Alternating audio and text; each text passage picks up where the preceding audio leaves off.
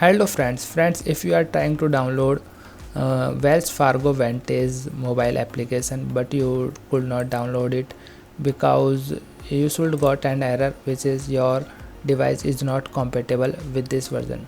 So this message simply means that the app you are trying to install or update has a specific requirement that your phone or tablet does not meet and does not support.